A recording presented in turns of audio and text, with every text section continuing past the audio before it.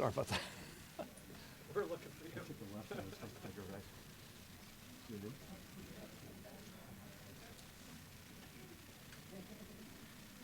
Senator? Thanks for joining.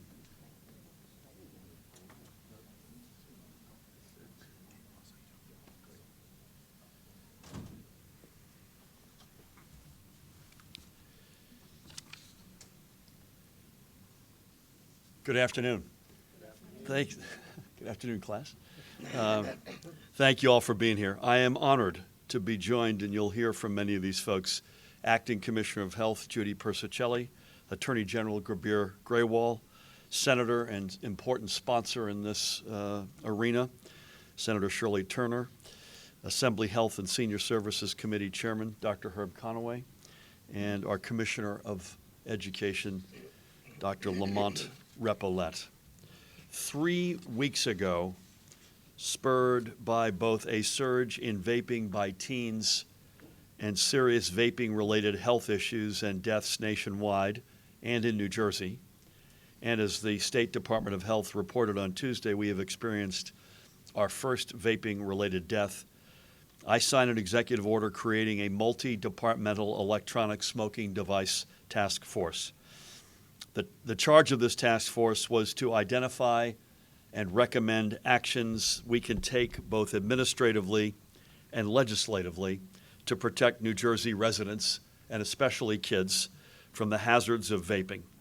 And because of the urgency of the issue, I asked the task force to report back within 21 days. Today, I am more than pleased to receive the task force's recommendations right on time.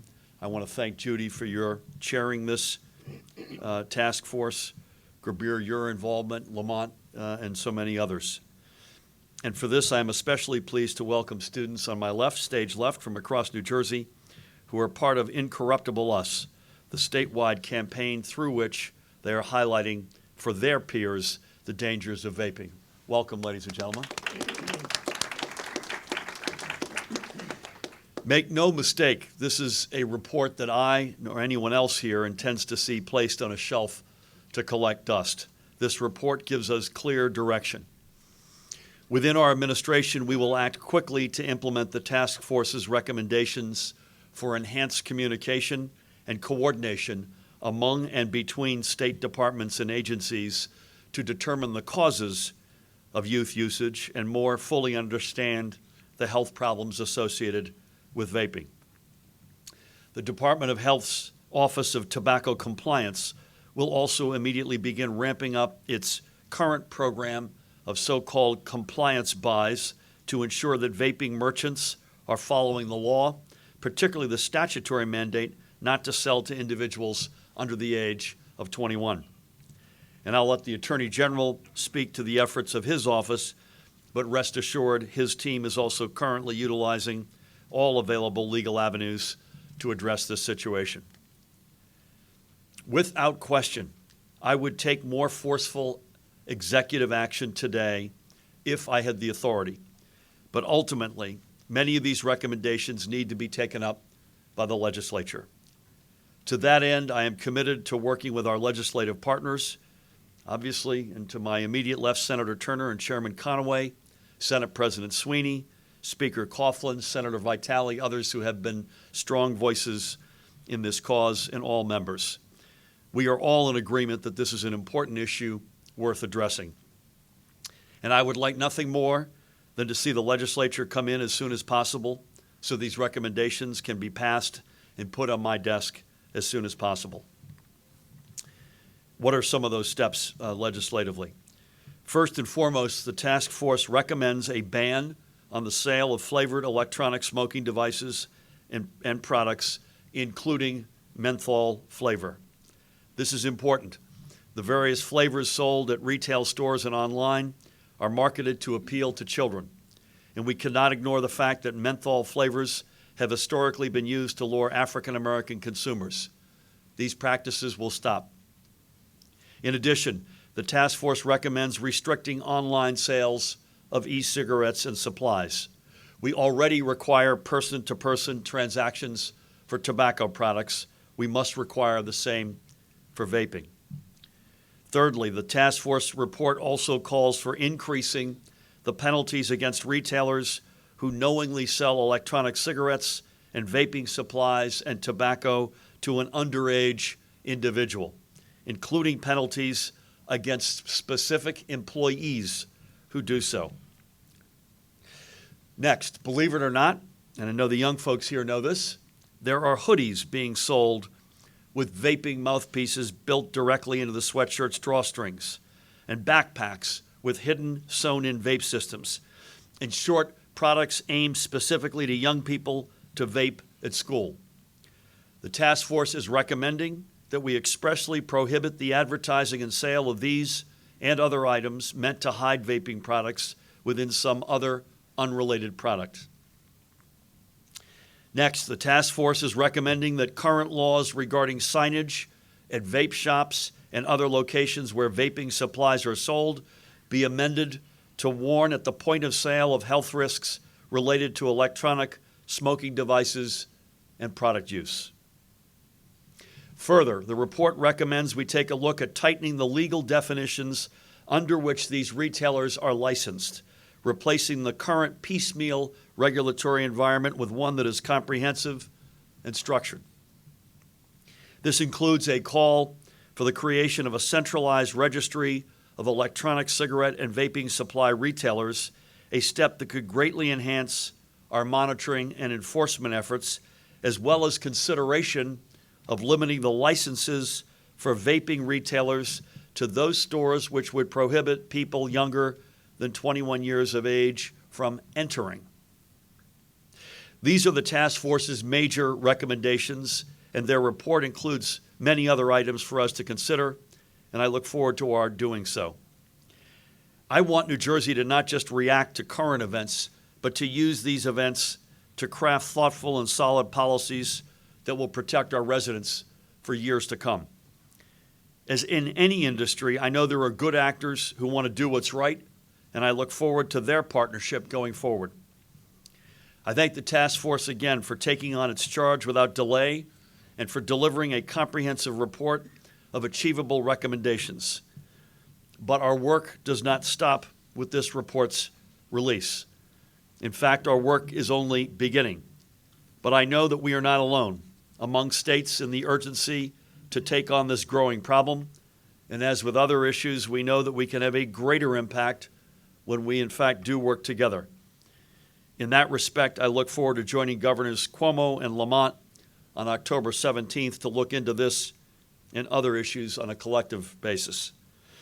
It is now my honor and pleasure to invite up to speak the Acting Commissioner of the New Jersey Department of Health and the Chair, importantly, and Judy, you've done an extraordinary job of the Electronic Smoking Device Task Force. Please help me welcome Judy Persicelli.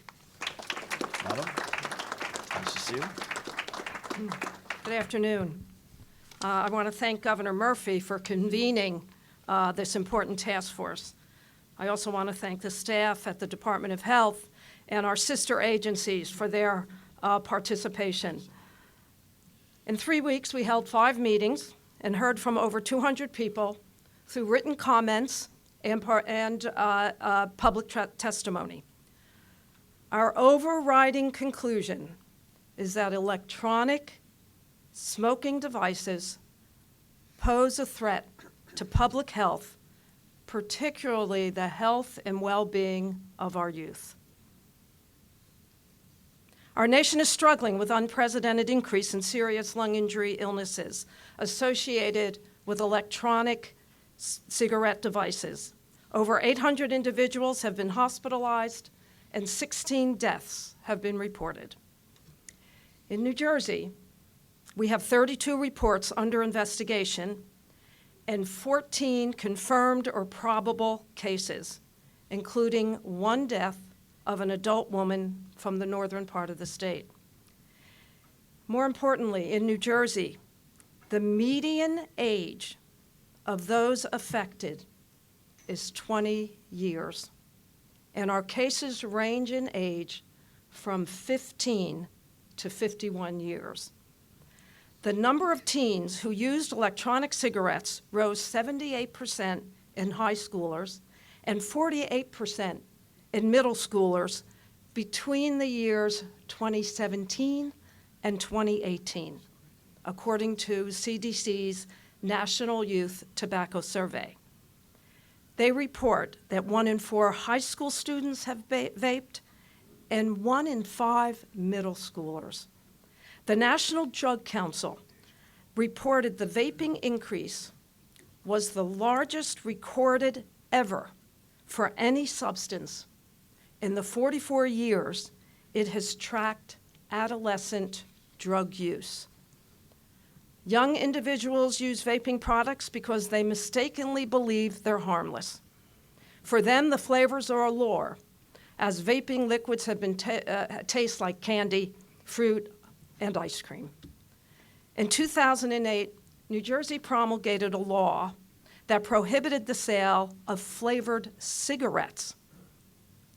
At that time, the law referenced public health experts who said that the existence of these products increased the incidence of tobacco use among children and concluded that flavored cigarettes led to increased tobacco use and addiction in our youth.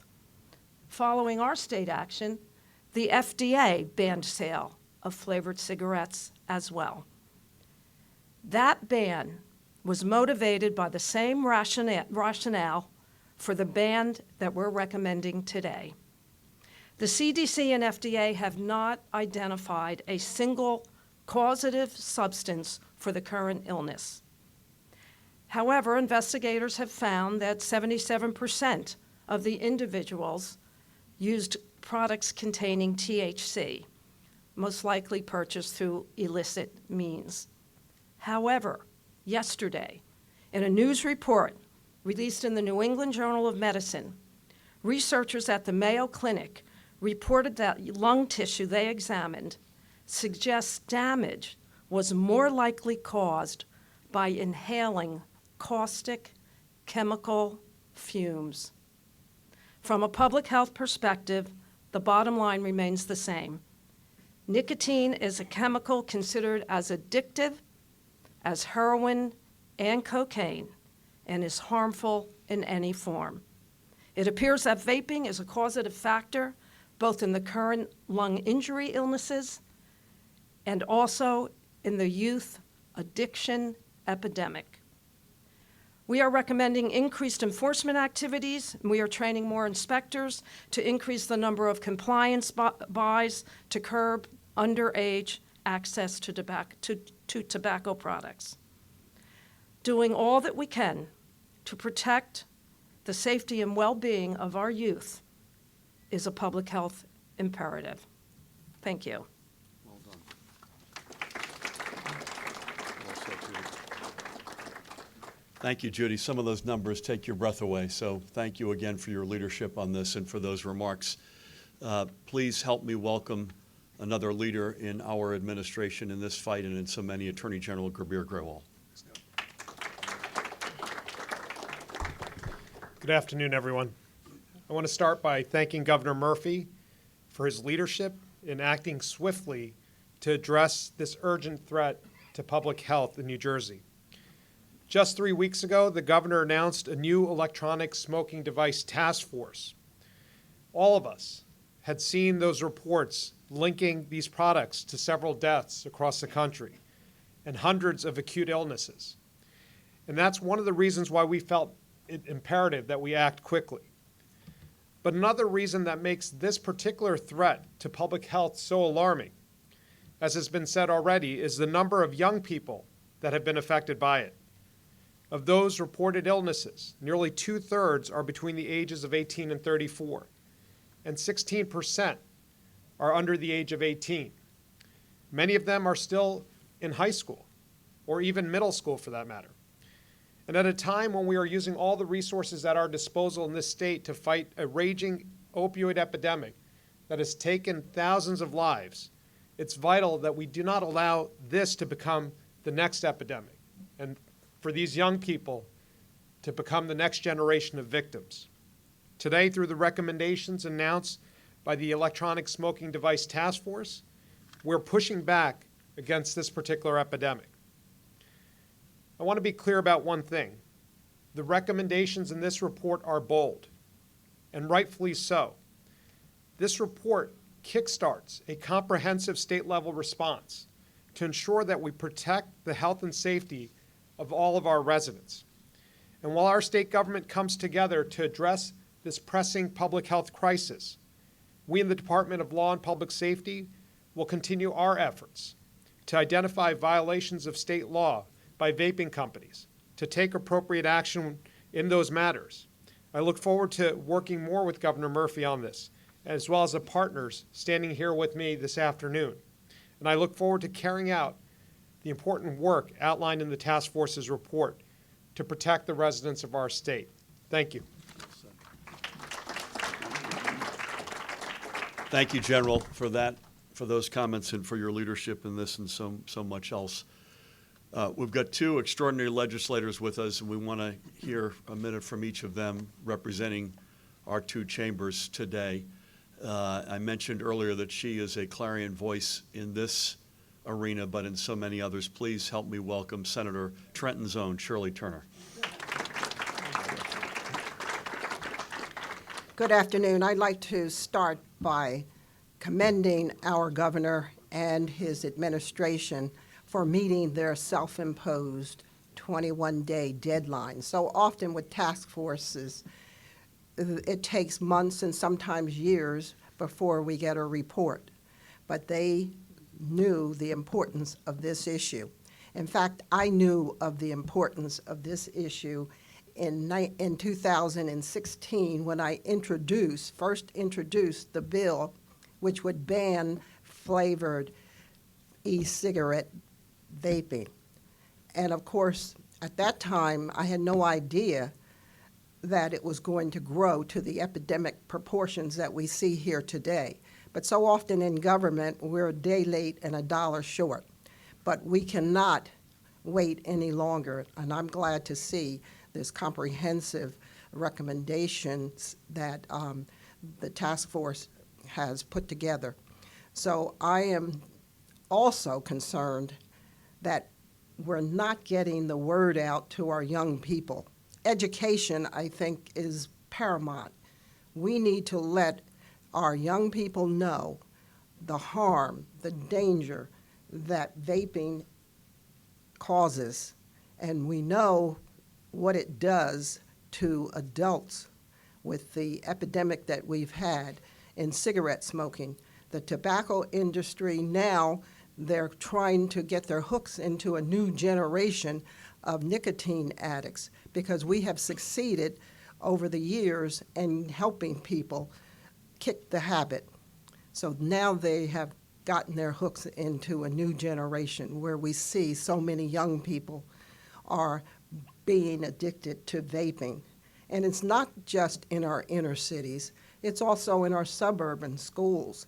I know my grandson told me about what they do in his school, that they are vaping in the hallways, in the restrooms, and so many of the kids are addicted, they can't sit in their seat for more than 20 minutes or so before they want a pass to the bathroom so that they can satisfy that urge. So I'm just looking forward to not just the recommendations today, but I'm looking forward to putting these recommendations in place so that we can save not just our young people, but also the adults who have been addicted to vaping. Thank you. Well said, Senator. Well said. Senator, well said, and you said it better than I, that I mentioned this earlier, our work is not done today. Our work in many respects is just beginning. Another great leader in this fight and in so many, the chairman himself is with us, Dr. Herb Conaway. Herb, come on down. Well, we've seen this play before, and we know how it ends. Half the people who take up nicotine and smoking die from the use of these products. And we understand now that the flavors that are placed into these vaping products, these electronic cigarettes, are designed precisely to hook a generation of young people on nicotine. lifelong addiction. Now, we've lost, tragically, far too many people already. And we who have authorities need to recognize those tragedies and use that as a motivation to enact the kind of measures that have been laid before us today. We need to move as swiftly as we can to ensure, as the Senator has said and others, that we don't have another generation with a lifelong addiction to nicotine, which will kill half of them over the course of their lifetime.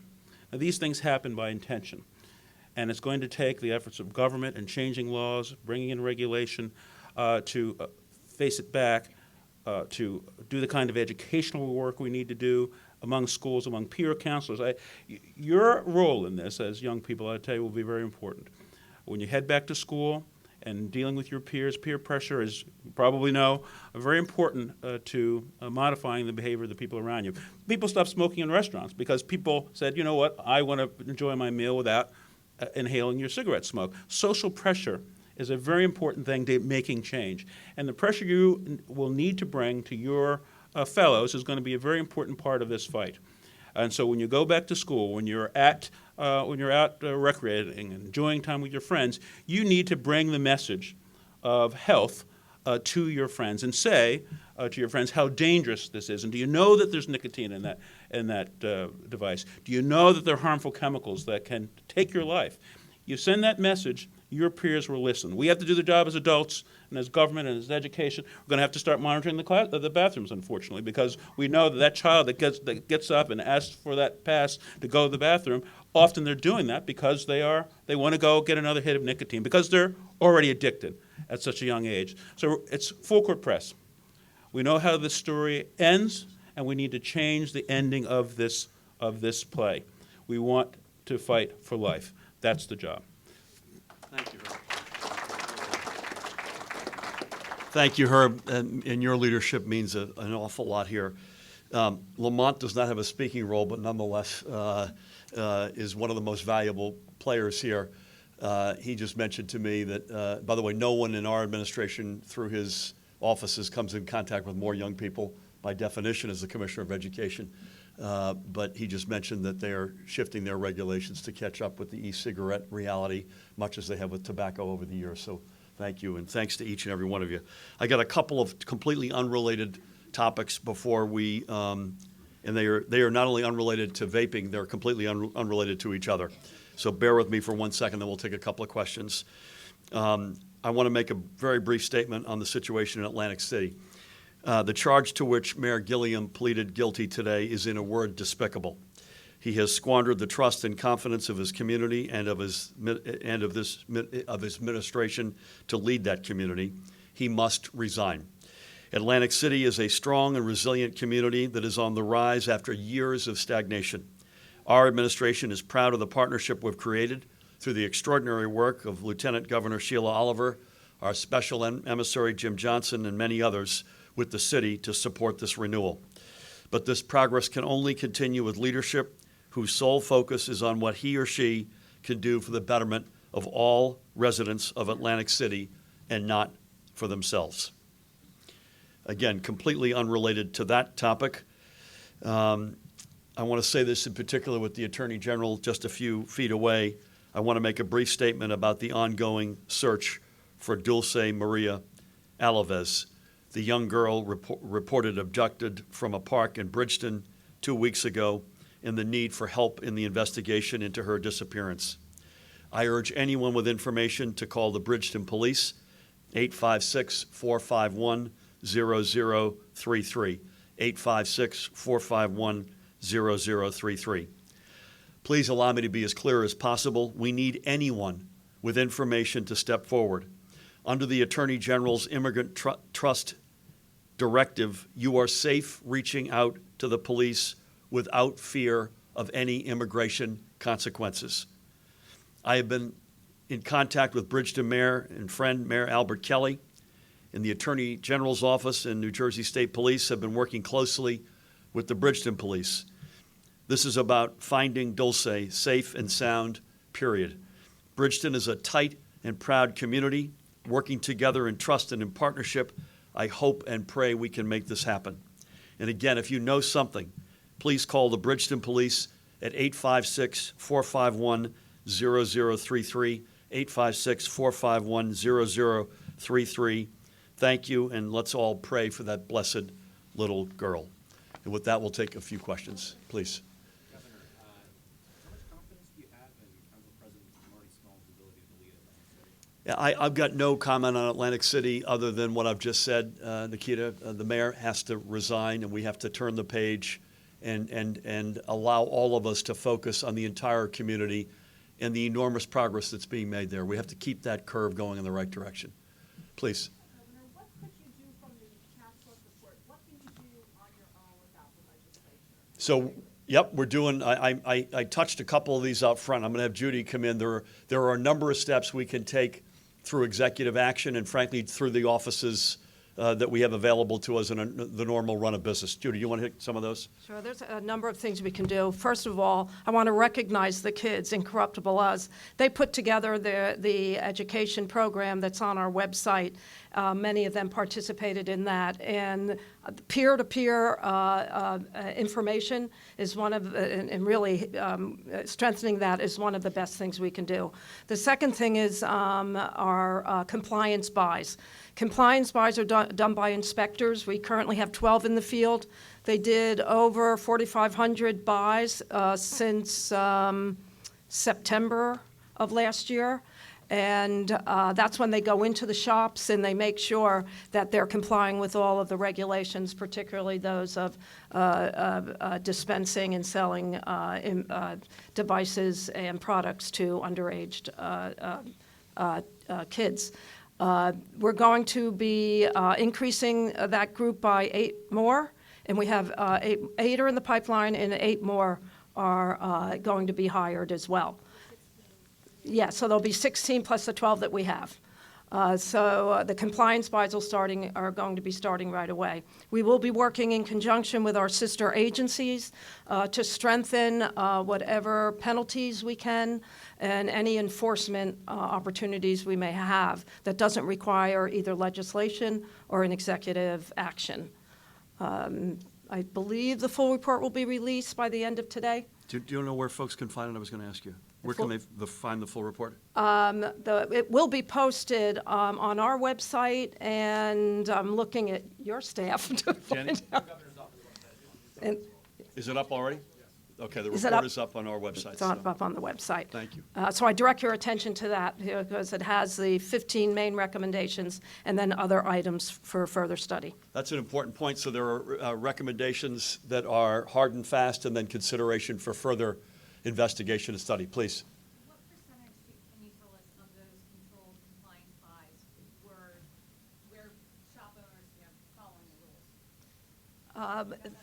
Now, those compliance buys are for all tobacco products under 21. And I'm going to ask Melita to give me a percentage of those that were in penalty. Do you recall? 13% that were penalty. 13%. David. Governor, I almost tripped you there. That's okay. how does the effort to implement the recommendations from this task force, how does that jive with the effort on the part of your administration to legalize marijuana, which is often consumed by a vape? I'm told. So I think it is entirely consistent, David, and I can understand where people might sort of have that question in the following respect. And obviously, we have right now only a medical marijuana regime in the states, which is a 21 and over reality, and obviously tightly and appropriately regulated.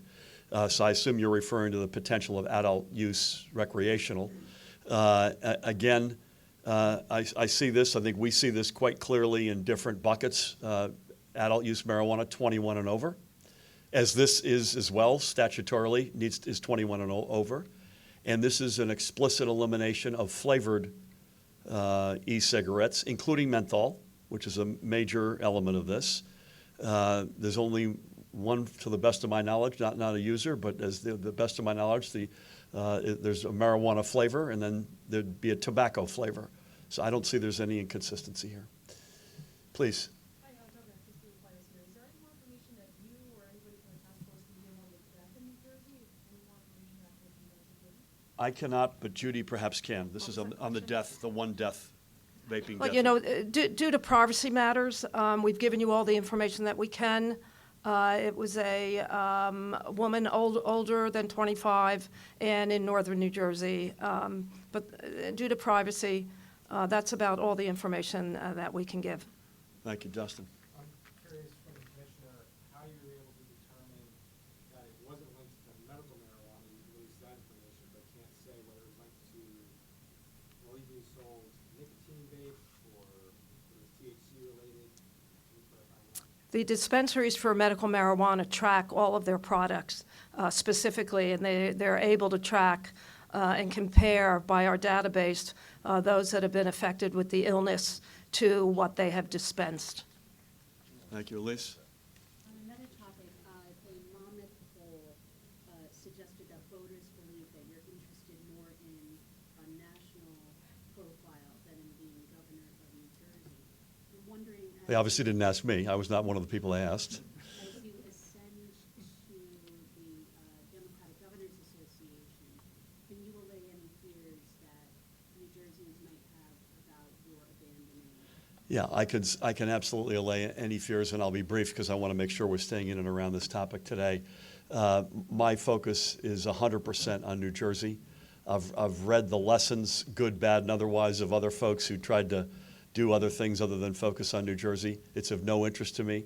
I have no appetite for it. The DGA matters because I think it has very good positive blowback into New Jersey. It allows us to get our story out more effectively. And when our story is out, that means there's more interest in New Jersey, and that's a good thing. And secondly, you can always learn something from other folks, particularly like-minded, in my case, like-minded Democratic governors. But I promise you, I will be on guard on the bridge of the New Jersey ship, I hope, for a lot more time to come. Sir. Governor, with regards to the vaping that's going on in the schools, are they not the devices currently banned from schools statewide? And depending on your answer, then how are the kids able to do this? Are they sneaking them in? Maybe Lamont, this would be a good chance to pull you in. The answer is yes, but they're sneaking them in. I Yes, assume, they're right? banned, but you know our students are resourceful. There's backpacks, there's book bags, things they're bringing in. I know that the school districts throughout the state, about 625 plus, do a great job of ensuring that. However, like anything, kids can sneak stuff in. I think the governor mentioned it well. We should continue the preventive measure, have our peers continue to talk about that, and make sure that we have regulations in place to give the best guidance and the best practice for that. Senator Turner reminds me that I mentioned the banning of one of the legislative actions that we're hoping to take is banning other products that allow the vaping equipment to be disguised. Flash drives is the one that the senator just mentioned.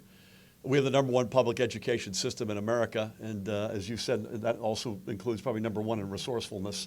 So we have to be vigilant. Michael. At the public hearing, there were a lot of adults who were really hoping that the state wouldn't ban the flavored vapes. They said it helped them quit smoking, and that while this isn't good for kids to start, it's helpful for them as an alternative to cigarettes. So obviously that's what is now being recommended. So what do you say to that? I'm sure they're going to be instructed. Judy, you heard this more than any of us. Well, first of all, I have to say that the hearing was illuminating for all of us that were there, and we really appreciated the respectful manner of the people who gave testimony. They're suggesting that they have been able to get off combustible cigarettes as a result of vaping. Vaping also has nicotine in it. There's no scientific evidence to date that identifies e-cigarettes as a smoking cessation product.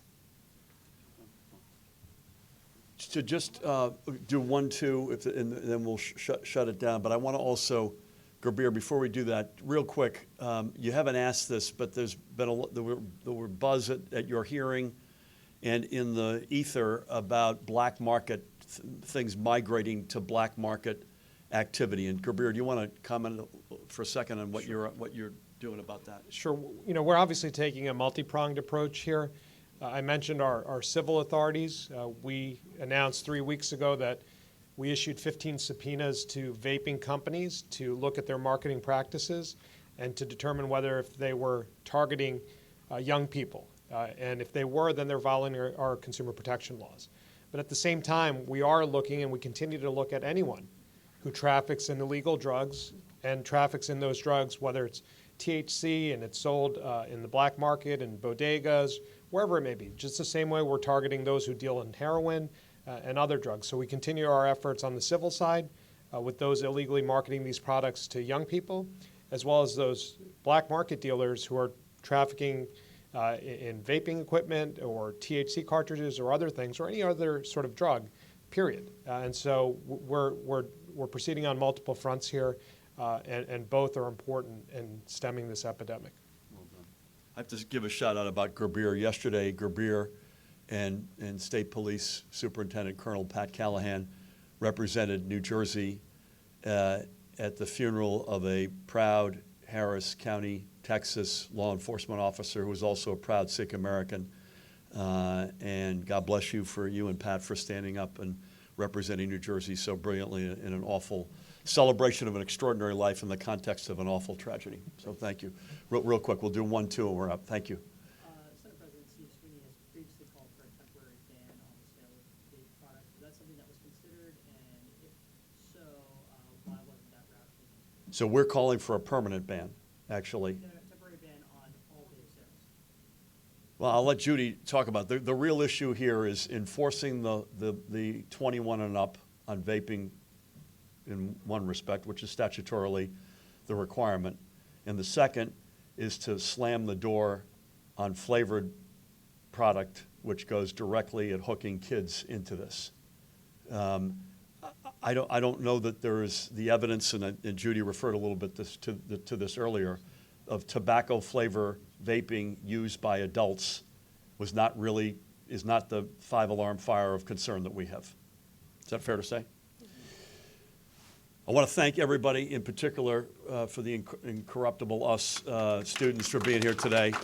Thank you all. As I mentioned, we are on a journey. This is an important day, but we have a long road ahead. We're really looking forward to working with the legislature sooner than later. I can't thank Senator Turner and Assemblyman Dr. Conway for showing up today. Thanks, Lamont, Gerbere, and Judy, and all the teams here. Thank you very much.